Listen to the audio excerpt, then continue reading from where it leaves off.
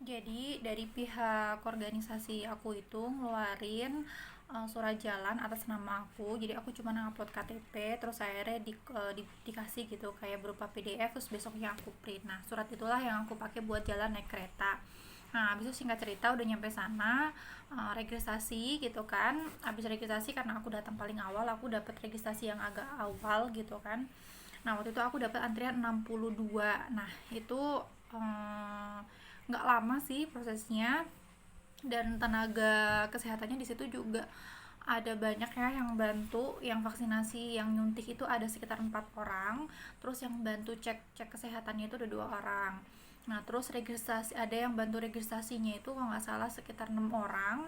Habis itu setelah itu ada yang lain juga, dan dibantu juga dari organisasi aku. Nah, habis itu udah antri dong. Nah, pas divaksin itu pertama itu kita masuk ke ruangan kayak data diri. Nah, nick kita itu dimasukkan, bener nggak bahwasanya atas nama dan nick ini tuh belum divaksin gitu kan. Nah, udah tuh masuk. Nah, habis itu masuk ke tes kesehatan, masuk pindah ke tempat tes kesehatan. Nah, di situ ditanya ada beberapa pertanyaan-pertanyaan yang ditanya sama pihak yang mendata tentang kesehatan itu, yang intinya tuh kurang lebih ya, kalau misalnya kita itu ketergantungan obat nggak dengan obat lain, misalnya kita lagi jalanin atau minum obat apa, terus kemudian kita ada alergi obat nggak sebelumnya, kemudian ada penyakit yang berat nggak, terus kalau misalnya naik tangga tuh pusing enggak, gitu-gitu. Terus dicek suhu badan pastinya juga ya, terus abis itu dicek tekanan darah. Nah,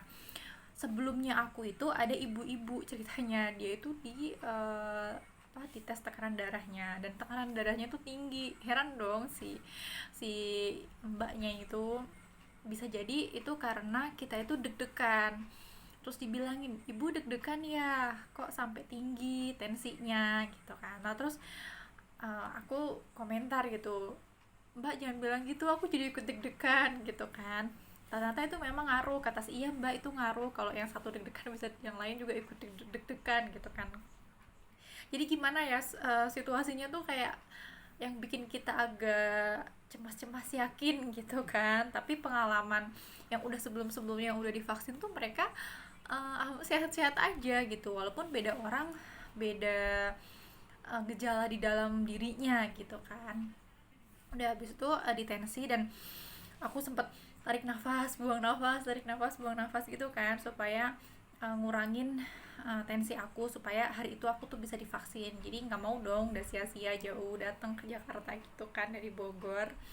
Udah habis itu udah habis di tes kesehatannya langsung masuk dong ke tempat untuk divaksin.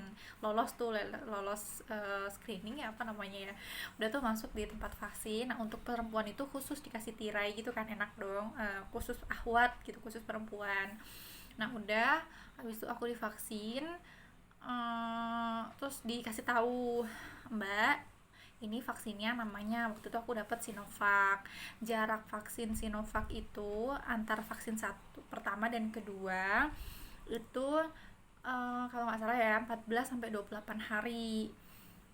Jadi pas divaksin itu harus berjarak gitu kan untuk menerima vaksin kedua, dan nggak harus vaksin di sini lagi, bisa di mana aja untuk vaksin yang keduanya lagi dan menggunakan Sinovac.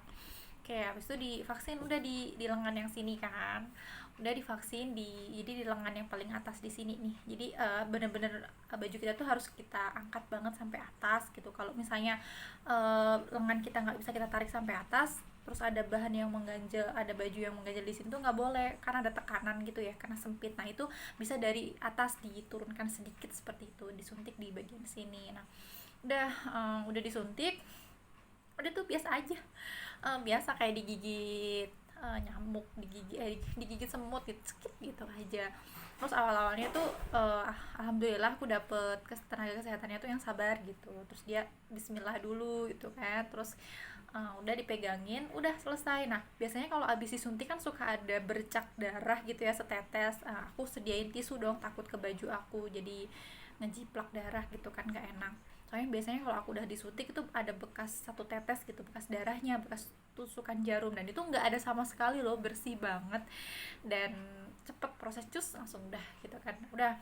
Terus abis itu kita itu disuruh menunggu gitu sambil data kita tuh di up ke komputer bahwasanya kita udah divaksin gitu, sambil nunggu surat sertifikat vaksin itu kan. Nah, kita suruh nunggu sekitar 20 menitan bakal ada gejala-gejala apa. Jadi kan setiap orang itu beda-beda gejalanya di tubuh masing-masing kan. Itu kita suruh diem aja, suruh duduk aja nunggu sambil apa yang dirasain gitu. Dan di sana itu organisasi aku tuh emang masya Allah banget ya, mereka tuh hikmat banget dan melayani masyarakat banget. Nah, ditanya, kak apa yang dirasa gitu kan, pusing nggak, mual nggak gitu, nggak ada yang dirasa gitu, biasa aja badan gitu, cuman di sini emang agak nyeri ya, tapi sebentar aku gerak-gerakin gitu biar nggak kaku, aku gerak-gerakin aja bikin enak gitu, aku putar-putar gini gini aja.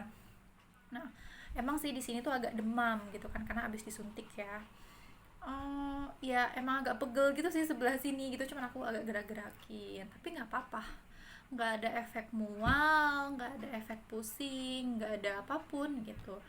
Udah setelah 20 menit menunggu, aku keluar dong ke keluar gedung itu, dan pas mau keluar itu aku dapet sembako gitu kan dari kupon yang aku kasih itu. Jadi beda organisasi ya, jadi di organisasi itu mungkin ada paksosnya yang dia bagi-bagi sembako. Udah habis itu aku pulang naik kereta dengan surat itu tadi dari Jakarta ke Bogor.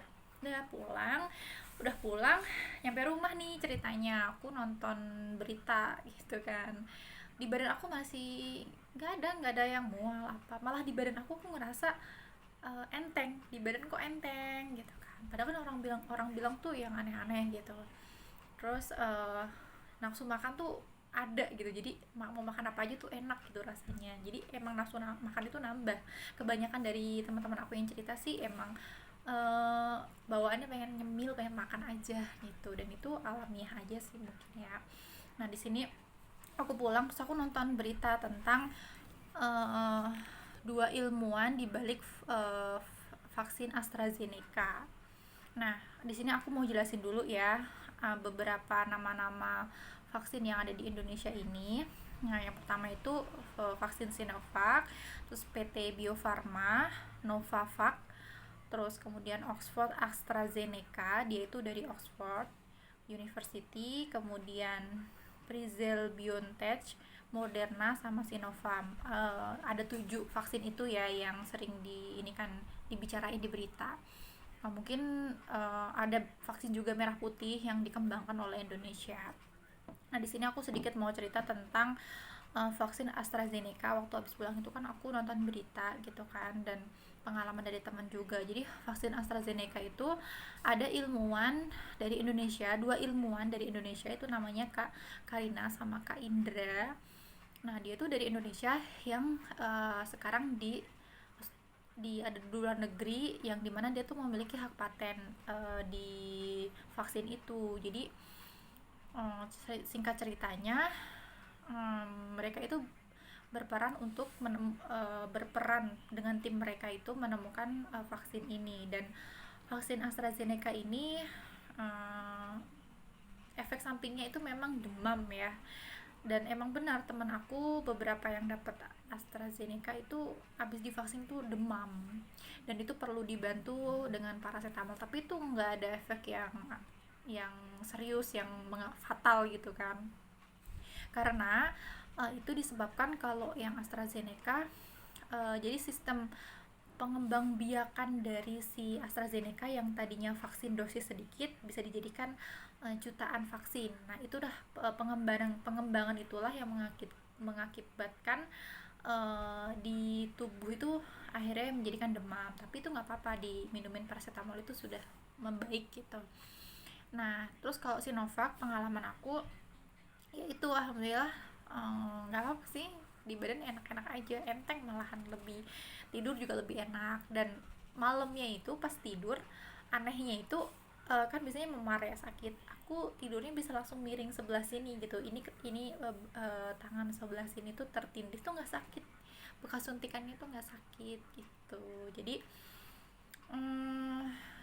apa ya, kesimpulan dari semuanya itu vaksin adalah wujud ikhtiar kita sebagai bangsa Indonesia. Selain berdoa, kita juga berikhtiar dengan cara vaksinasi. Terkait efek samping yang akan ditimbulkan atau segala macamnya, di sini aku bukan dokter jadi aku nggak bisa jawab, tapi setidaknya kita sebagai warga Indonesia yang baik, orang yang berakal juga, nah saat ini memang kita diperlukan untuk menaikkan imun dengan cara vaksinasi, dan pemerintah sudah menggalang berbagai macam cara untuk warga kita itu mau divaksin. Ya udah kita ikutin gitu kan, dengan cara kita jangan, kalau misalnya kita belum mau ya, belum ya, bukan berarti tidak mau, belum mau divaksin, jangan bikin cerita hoak-hoak yang aneh-aneh gitu, yang belum tentu cerita itu benar gitu. Banyak di luaran sana hoak itu lebih banyak ketimbang fakta-fakta pada realitanya. Yang bicara efek samping dari vaksin ke depannya, kemudian apa, banyak hal lah, vaksin itu halal atau enggak gitu kan, terbuat dari apakah itu. Setahu aku ya vaksin terbuat dari virus yang sudah dilemahkan, yang dimana menjadi virus baik untuk tubuh kita, untuk melawan virus buruk dalam tubuh kita, seperti itu sih. Jadi apa ya, kalian jangan memotivasi teman yang lain untuk mau vaksin. Vaksin baik kok, seperti halnya dulu waktu kita kecil kan kita pernah divaksinasi gitu, itu kurang lebih ya sama seperti itu. uh, karena di saat ini memang apa ya, kita nggak tahu pandemi, ya bukti ikhtiar kita lah, kita harus mengikuti vaksinasi dengan sukarela. Dan saran aku, jangan ada rasa keterpaksaan, udah bilang sama diri sendiri bahwasanya sugesti aja ke diri sendiri bahwasanya aku bukti ikhtiar vaksin supaya Indonesia segera pulih gitu kan, segera kita bisa ngampus lagi seperti normal, kemudian ekonomi juga kembali normal, semuanya kembali normal. Nah itu bukti ikhtiar kita. Jadi jangan takut ya divaksin ya, nggak apa-apa kok divaksin itu. Ya mungkin awal-awalnya akan ada keraguan, apa itu wajar aja, tapi alhamdulillah nih aku sharing ya ke kalian semua biar kalian itu nggak usah takut. Gimana-gimana divaksinnya gitu kan, aman kok. Jadi semangat ya untuk kalian. Ingat, yang belum mau divaksin jangan sebar berita hoax tentang vaksin ya, karena buktinya nggak ada apa-apa, alhamdulillah. Dan sampai sekarang aku 9 harian lah, 9 hari yang lalu eh, aku divaksin, dan alhamdulillah di badan malah lebih baik gitu. Dan insya Allah dengan itu memberikan kekebalan dalam tubuh aku, sehingga ketika aku terpapar virus COVID ya, itu dampaknya tidak parah gitu sebelum aku divaksin. Jadi emang salah satu tujuan divaksin itu adalah seandainya amit-amit, semoga nauzubillah jangan ya, itu terpapar COVID, itu uh, efeknya tidak akan parah, seperti itu intinya. Oke, sampai jumpa di cerita selanjutnya dan sharing-sharing selanjutnya ya. Untuk kalian yang ingin bertanya-tanya uh, tentang vaksin atau tentang kampus atau tentang hal-hal yang ada di channel ini, silahkan tulis di kolom komentar, nanti aku akan balas. Salam sehat selalu untuk kalian semua.